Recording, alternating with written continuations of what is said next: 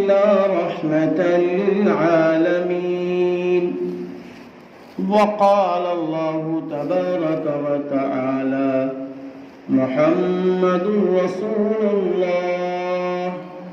وقال الله تبارك وتعالى قل إن كنتم تحبون الله فاتبعوني يحببكم الله ويغفر لكم ذنوبكم والله غفور رحيم. صدق الله العظيم. وقال النبي صلى الله عليه وسلم لا يؤمن أحدكم حتى أكون أحب إليه من والده وولده والناس أجمعين أو كما قال عليه الصلاة والسلام. اللهم صل على محمد وعلى آل محمد كما صليت على إبراهيم وعلى آل إبراهيم إنك حميد مجيد.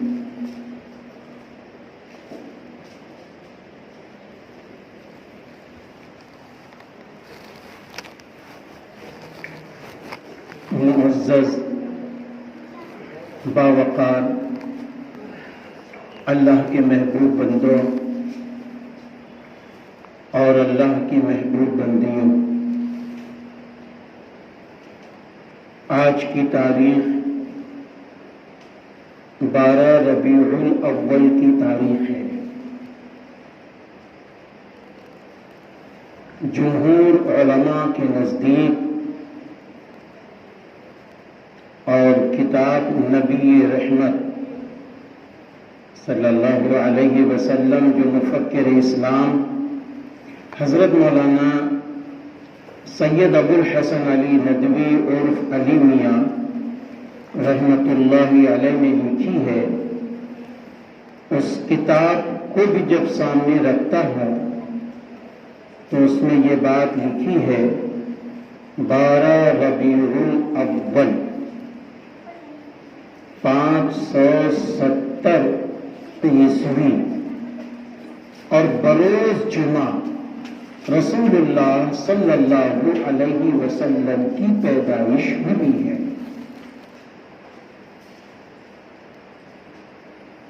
آپ صلی اللہ علیہ وسلم کی پیدائش کا جو دن تھا اس پر بھی سب کا اتفاق ہے کہ وہ پیر تھا، جس کو آج ہم آپ دوشنبہ بھی کہتے ہیں اور منڈے بھی کہتے ہیں۔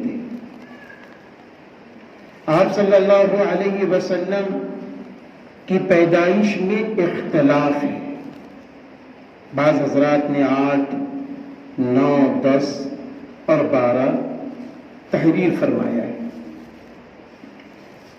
اختلاف اس وجہ سے ہے کہ اس زمانے میں جب آپ صلی اللہ علیہ وسلم کی ولادت شریفہ ہوئی تو اس دور میں پڑھنے لکھنے کا رواج نہ کے برابر تھا،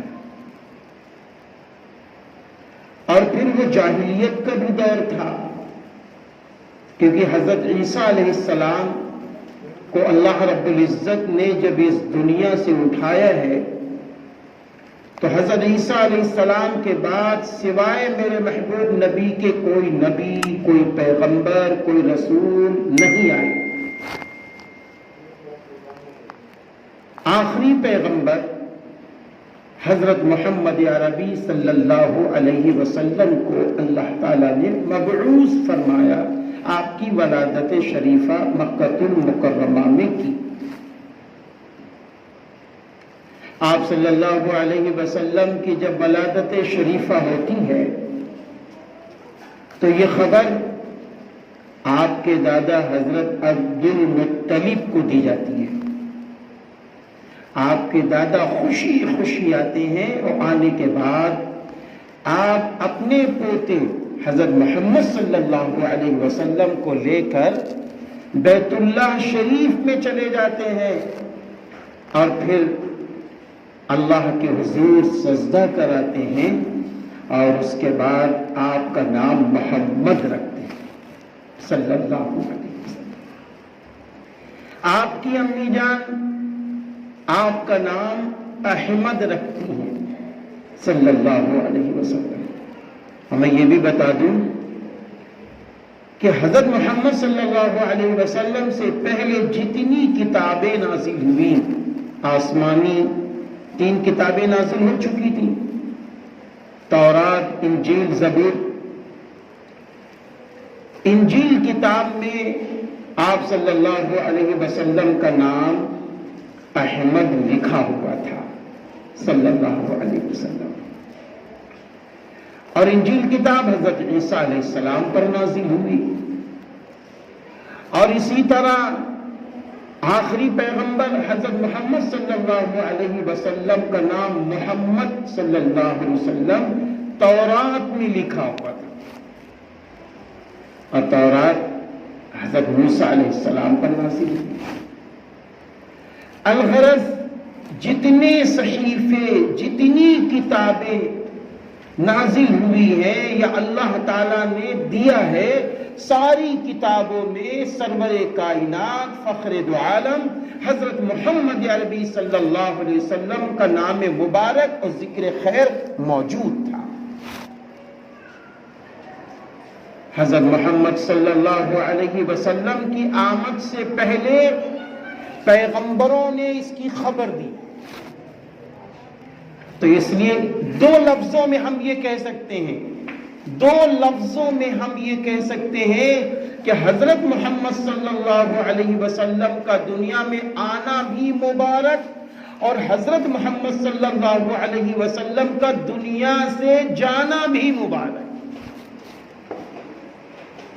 آپ کا آنا اس لیے مبارک کہ آپ کی آمد پر یہ چاند، یہ سورج، یہ زمین، یہ آسمان، یہ پہاڑ، یہ ستارے، یہ پیڑ، یہ پودے، یہ جانور، یہ نباتات، یہ جمادات، یہ سارے انسان و جنات حضرت محمد صلی اللہ علیہ وسلم کی آمد کی وجہ سے اللہ نے بھیجا ہے.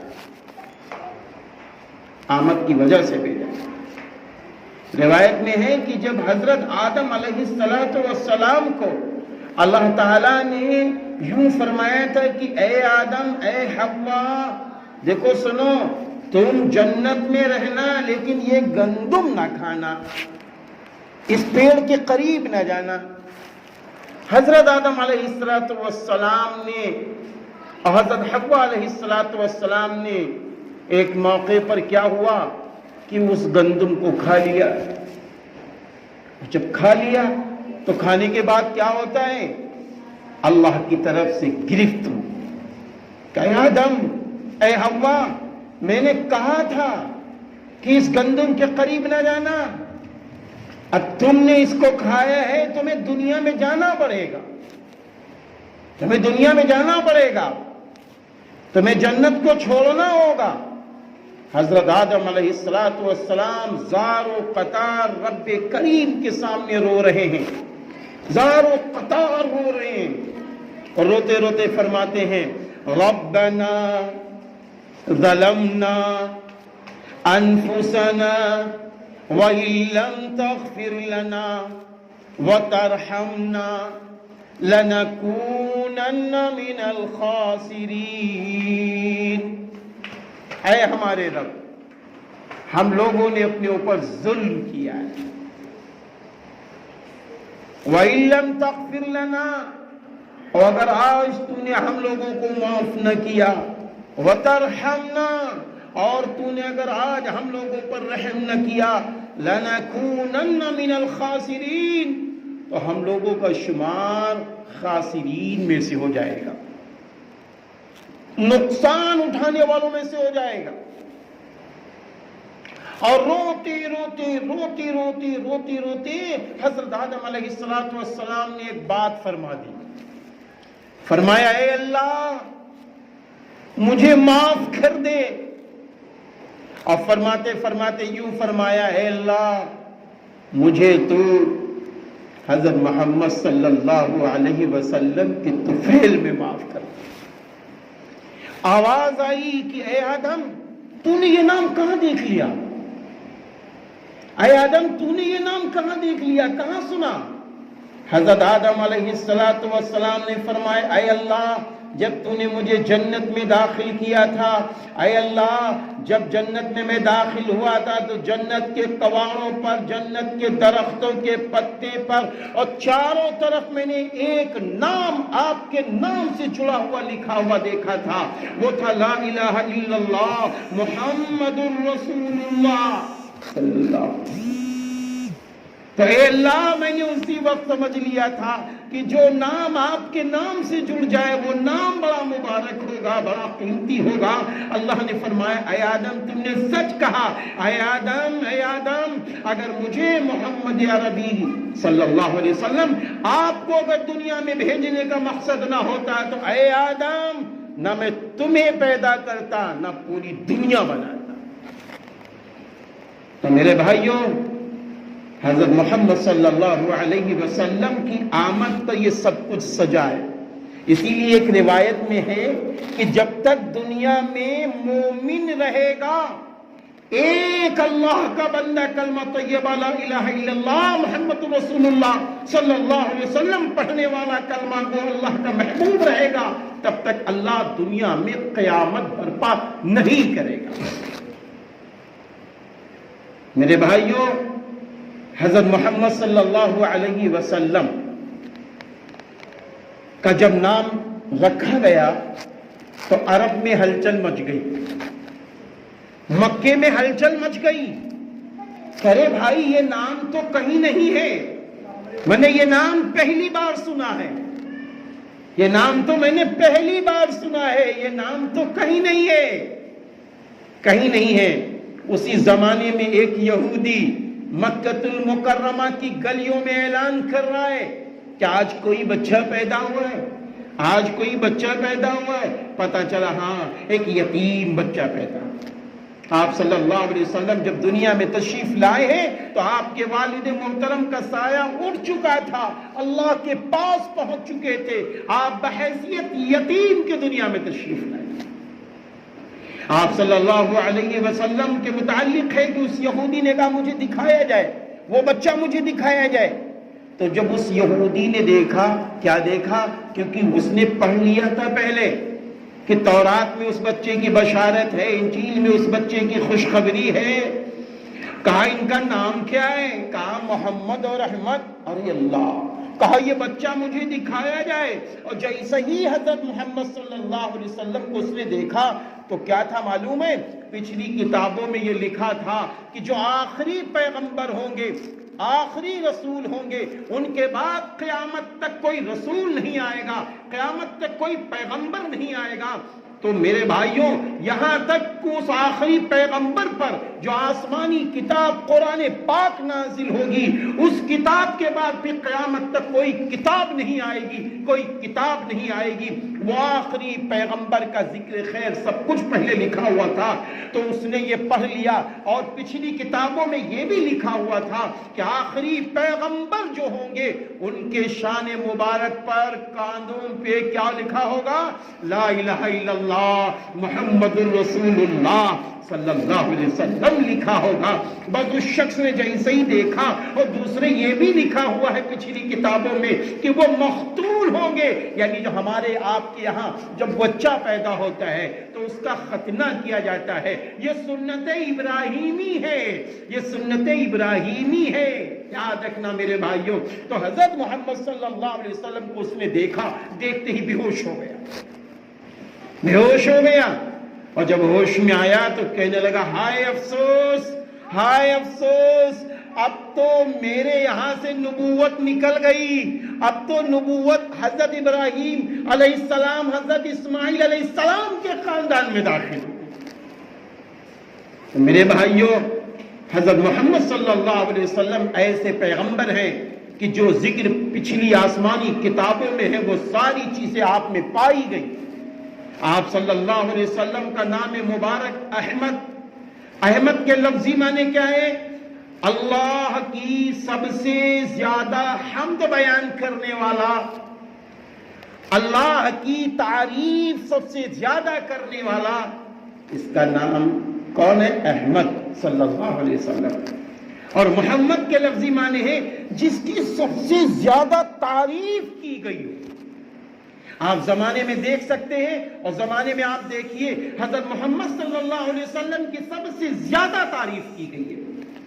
آج مسجد کے میناروں سے بھی اشہد ان لا الہ الا اللہ،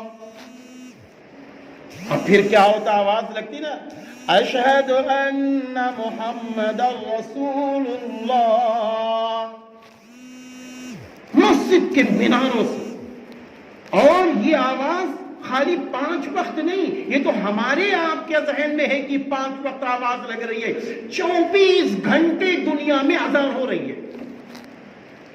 فجر کی اذان جہاں سے شروع ہوتی ہے، فجر کی اذان جہاں سے شروع ہوتی ہے اور اس کے بعد وہیں پہ جا کے عشاء کا اختتام ہوتا ہے۔ ارے میرے بھائی، فجر کی اذان 24 گھنٹے ہو رہی ہے، ظہر کی اذان 24 گھنٹے ہو رہی ہے، عصر کی اذان 24 گھنٹے ہو رہی ہے، مغرب کی اذان 24 گھنٹے ہو رہی ہے، عشاء کی اذان 24 گھنٹے ہو رہی ہے، کیونکہ اللہ نے رسول اللہ صلی اللہ علیہ وسلم کو خوش کرنے کے لیے کیا کیا معلوم ہے؟ میرے نبی نے فرمایا نماز میری آنکھوں کی ٹھنڈک ہے، فرمایا قرۃ عینی فی الصلاۃ، میری آنکھوں کی ٹھنڈک نماز میں ہے۔ تو اللہ تعالیٰ نے کیا کیا؟ آپ صلی اللہ علیہ وسلم کی آنکھوں کو ٹھنڈک پہنچانے کے لیے سورج کا ایسا نظام بنا دیا کہ وہ چاروں طرف ناچ رہا ہے، تاکہ 24 گھنٹے اذان ہو، 24 گھنٹے نمازیں ہو، تاکہ رحمت للعالمین کی آنکھوں کو سکون پہنچتا ہے۔ یہ اللہ کا نظام ہے، یہ اللہ کا نظام ہے۔ حضرت محمد صلی اللہ علیہ وسلم اتنی خوبصورت پیدا ہوئے، اللہ اکبر، اتنی خوبصورت جس کی کوئی حد نہیں۔ روایت میں ہے کہ حضرت محمد صلی اللہ علیہ وسلم نے خود فرمایا، کیا فرمایا؟ فرمایا اللہ تعالیٰ نے حسن و جمال کو 2 حصوں میں تقسیم کیا۔ اللہ تعالیٰ نے حسن و جمال کو 2 حصوں میں تقسیم کیا۔ آدھا حسن و جمال اللہ تعالیٰ نے، نبی نے فرمایا مجھے دے دیا، اور آدھے میں آدھا حضرت یوسف علیہ السلام کو دے دیا، اور جو بقیہ بچا آدھے میں آدھا حضرت یوسف علیہ السلام، پھر آدھے میں آدھا جو بچا پوری دنیا کو اللہ نے حسن و جمال تقسیم کر دیا۔ آپ دیکھیے حضرت یوسف علیہ السلام اتنے خوبصورت تھے، اتنے خوبصورت تھے، یعنی کہ اتنی خوبصورت کی بادشاہ وقت مصر کا بادشاہ، اس کی بیوی حضرت یوسف علیہ السلام پر ایسی زیادہ قربان ہو گئی، ایسی عاشق ہو گئی کہ وہ کہنے لگی تم میرے ساتھ برا کام۔ اما جان حضرت عائشہ صدیقہ رضی اللہ تعالی عنہ فرماتی ہیں کہ دیکھو زلیخا اور زلیخا کی چاہنے والیوں نے جب حضرت یوسف علیہ السلام کو دیکھا تھا تو اپنی اپنی انگلیاں کاٹ ڈالی، کیونکہ زلیخا نے کیا کیا تھا معلوم ہے؟ جب زلیخا حضرت یوسف علیہ السلام سے محبت کرنے لگی، حضرت یوسف علیہ السلام نے فرمایا ہرگز نہیں، میں اللہ سے ڈرتا ہوں، میں اللہ سے ڈرتا ہوں۔ تو اس نے کہا ہم تمہیں جیل بھجوا دیں گے۔ فرمایا مجھے جیل میں جانا منظور ہے، لیکن میں اللہ کے خلاف کوئی کام نہیں کر سکتا۔ آخر میں کیا ہوا کہ عورتوں نے اس کو للکارا، عورتوں نے کہا اے مصر کی بیوی، عزیز مصر کی بیوی، تو کیسی ناسمجھ ہے کہ تو غلام یوسف پہ عاشق ہو گئی؟ تو وہ کہنے لگی اچھا ہم ایک کام کرتے ہیں۔ اس نے کیا کیا؟ ایک پارٹی بلائی عورتوں کی اور سب کو پھل فروٹ دے دیا اور چھری دے دی، اور اس کے بعد میں کہا کہ یوسف جب میں کہوں نکلو تو اس طرف سے نکل کے دوسری طرف چلے جانا۔ حضرت یوسف علیہ السلام کیا ہوا، جیسے ہی عورتوں نے پھل کاٹنا شروع کیا، حضرت یوسف علیہ السلام کو اس نے اشارہ دیا نکلو۔ اس طرف سے اس طرف جیسے ہی گئے، عورتوں نے اتنا حسین و جمیل چہرہ زندگی میں نہیں دیکھا تھا، بس ساری عورتیں اس کو دیکھ کے اپنی انگلیاں کاٹ ڈالی بجائے پھل کے۔ تو اماں جان فرماتی ہیں کہ زلیخا اور زلیخا کی چاہنے والیوں نے کیا کیا تھا کہ یوسف علیہ السلام کو دیکھ کے انگلیاں کاٹ ڈالی تھی۔ قربان جاؤ میرے محبوب، میرے سرتاج، میرے شوہر، آخری پیغمبر، اتنے خوبصورت ہے۔ اگر زلیخا کی چاہنے والیوں نے میرے پیغمبر کو دیکھ لیا ہوتا تو اپنے دل کے ٹکڑے کر ڈالتے، اپنے دل کے ٹکڑے کر ڈالتے۔ حضرت ابو ہریرہ رضی اللہ عنہ فرماتے ہیں کہ ایک روز 14ویں رات کا چاند، 14ویں رات یعنی عربی تاریخ کے اعتبار سے وہ دن ہوتے جب 14 دن گزر جاتے ہیں تو چاند بالکل شباب پر ہوتا ہے، بالکل شباب پر ہوتا ہے۔ آپ دیکھیے نا، چاندنی ہی چاندنی پھیلی ہوئی نظر آتی ہے۔ فرماتے ہیں کہ ایک روز میں مسجد نبوی میں 14ویں رات کے چاند کو مسجد نبوی میں پہنچا، میں نے اچانک دیکھا کہ حضرت محمد صلی اللہ علیہ وسلم بیٹھے ہوئے اتنے خوبصورت لگ رہے ہیں، فرماتے ہیں کہ میں ایک طرف چاند کو دیکھتا، دوسری طرف نبی کو دیکھتا، میں فیصلہ نہیں کر پا رہا تھا کہ چاند زیادہ خوبصورت ہے یا میرے محبوب نبی کا چہرہ انور زیادہ خوبصورت ہے۔ اخیر میں وہ فرماتے ہیں کہ میرے دل نے آواز دیا ہے ابو ہریرہ یہ کہہ دو چاند میں وہ حسن و جمال نہیں ہے جو سرور کائنات فخر دو عالم حضرت محمد عربی صلی اللہ علیہ وسلم کے ذات گرامی چہرے انور میں حسن و جمال ہے۔ اللہ نے آپ کو اتنا خوبصورت بنایا ہے۔ حضرت محمد صلی اللہ علیہ وسلم کی اس خوبصورتی کو سامنے رکھیے اور 25 سال کی عمر شریف ہوتی، کتنے سال؟ 25 سال کی عمر شریف ہوتی ہے۔ ادھر سے اماں جان حضرت خدیجۃ الکبریٰ رضی اللہ تعالی عنہ جو 2 شوہروں سے شادی کر کے چھوڑ چکی تھی، یعنی ان سے جدا ہو چکی تھی، انہوں نے رسول اللہ صلی اللہ علیہ وسلم کو اپنا پیغام اور رسول اللہ صلی اللہ علیہ وسلم کو اشارہ ہو گیا۔ بس کیا ہوا، رسول اللہ صلی اللہ علیہ وسلم نے حضرت خدیجہ رضی اللہ تعالی عنہ جو 2 جن ہیں اور جن کی عمر کتنی ہے معلوم ہے؟ 40 سال، جن کی عمر کتنی ہے؟ 40 سال کی حضرت خدیجہ رضی اللہ تعالی عنہ ہے اور رسول اللہ صلی اللہ علیہ وسلم 25 سال کی عمر میں ہے۔ سوچو اتنے خوبصورت رسول اللہ صلی اللہ علیہ وسلم، لیکن شادی جو ہو رہی ہے پہلی وہ 25 سال والی خاتون سے نہیں بلکہ 40 سال والی خاتون اماں جان حضرت خدیجۃ الکبریٰ رضی اللہ تعالی عنہ سے ہوئی ہے۔ اور حضرت خدیجہ رضی اللہ تعالی عنہ سے اللہ تعالیٰ نے 4 بیٹیاں دی۔ کتنی بیٹیاں دی؟ 4 بیٹیاں دی۔ ایک موقع پر رسول اللہ صلی اللہ علیہ وسلم فرماتے ہیں اے لوگوں میں خوش نصیب ہوں، اللہ نے مجھے 4 بیٹیوں کا باپ بنایا ہے۔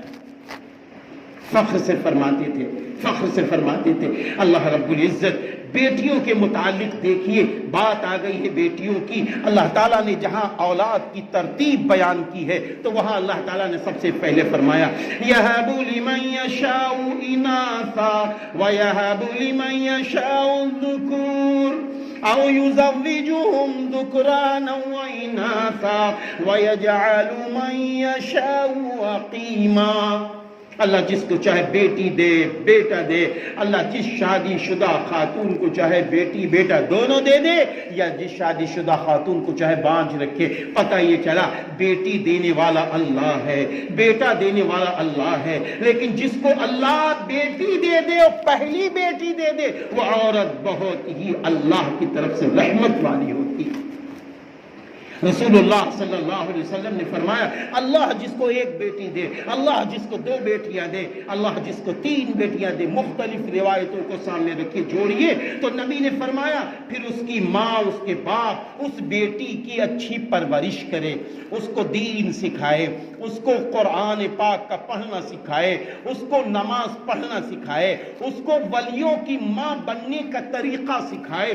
پھر اس کے بعد جب وہ نیک و صالحہ ہو جائے جائے اور تہذیب والی ہو جائے اور سماج کے اندر جو جو ضروری چیزیں ہیں، کھانا پکانا، تمام تربیت کی ایسی چیزیں ہیں، ان میں بھی اس کو ماہر بنا دے، پھر لڑکی بالغ ہو جائے، نیک رشتہ مل جائے، تو وہ ماں وہ باپ اپنی اس صالحہ بیٹی کو نیک مرد کے حوالے کر دے، تو رسول اللہ صلی اللہ علیہ وسلم نے فرمایا ایسی ماں جنتی ہے، ایسا باپ جنتی ہے۔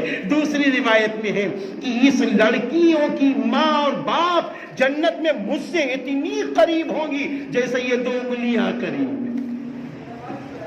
بہت مبارکباد ہیں وہ لوگ جن کی بیٹیاں صالحہ ہیں، جن کی بیٹیاں دیندار ہیں، ماں باپ کی فرما بردار ہیں، جن کی بیٹیاں نماز پڑھتی ہیں، جن کی بیٹیاں قرآن کی تلاوت کرتی ہیں، جن کی بیٹیاں سنت نبوی پہ چلتی ہیں، جن کی بیٹیاں اللہ اور رسول کے فرمان پر چلتی ہیں، جن کی بیٹیاں اپنے آپ کو باحیا لباس کے ساتھ رکھتی ہیں، جن کی بیٹیاں اللہ کے سامنے رو کر اللہ کے فیصلے کا، نیک مرد کا انتظار گھر میں بیٹھ کے کرتی ہیں، اپنے باپ کے فیصلے پر راضی ہو جاتی ہیں، ایسی عورتوں کے لیے دنیا میں بھی بشارت، ایسی بیٹیوں کے لیے دنیا میں بھی بشارت ہے۔ ارے جس لڑکی کی وجہ سے ماں باپ کو جنت ملے گی تو سوچو اللہ اس بیٹی کو کتنی بڑی جنت دے گا، ہاں، اور اس بیٹی کے شوہر کو کیسی جنت ملے گی، کتنا خوش نصیب وہ خاندان ہوگا، کتنا مبارک تو خاندان ہوگا کہ جب جنت میں ابا پہنچے تو شوہر جہاں جنت میں ہے، ابا جہاں جنت میں ہے، تو ابا کے بھائی بھی جنت میں ہو، ابا کی بہنیں بھی جنت میں ہو، شوہر کی بیوی بھی جنت میں ہو، شوہر کی بیٹیاں بھی جنت میں ہو، شوہر کے بیٹے بھی جنت میں ہو، ارے شوہر کی بہویں بھی جنت میں ہو، ارے شوہر کے داماد بھی جنت میں ہو، شوہر کے ناتی، شوہر کے بھانجے بھانجیاں بھی جنت میں ہو، تو بتاؤ وہ کیسا خوش نصیب شوہر ہوگا، وہ کیسا خوش نصیب نانا ہوگا، وہ کیسا خوش نصیب دادا ہوگا، وہ کیسا خوش نصیب باپ ہوگا۔ اے میرے بھائیوں، اے میری بہنوں، یاد رکھنا اللہ رب العزت جنت اس کے لیے تیار کر چکا ہے جو اللہ کی مان رہا ہو، نبی کی مان رہا ہو، کیونکہ میرے نبی نے فرمایا اے صحابہ میں دنیا سے جا رہا ہوں لیکن 2 چیزیں چھوڑ کر جا رہا ہوں، ایک اللہ کا نام یعنی لا الہ الا اللہ، اور دوسرے محمد الرسول اللہ یعنی ایک قرآن چھوڑ کر جا رہا ہوں، دوسرے حدیث چھوڑ کر جا رہا ہوں۔ جب تک میری امت قرآن و حدیث کو سینے سے لگائے رہے گی تب تک میری امت گمراہ نہیں ہو سکتی۔ اس لیے پتا چلا کہ قرآن کو بھی سینے سے لگانا ہے، حدیث کو بھی سینے سے لگانا ہے، صحابہ کی محبت کو سینے سے لگانا ہے، صحابیات کی زندگی کو سینے سے لگانا ہے، اور جو صحابہ کی زندگی پہ چل رہے ہیں اولیاء اعظام اور صالحین، ان کو بھی اپنے سینے سے لگانا ہے، ان سے بھی محبت کرنی ہے، کیونکہ قرآن پاک میں اللہ نے فرمایا کونوا مع الصادقین، سچوں کے ساتھ رہو، سچوں کے ساتھ رہو۔ تو میرے بھائیوں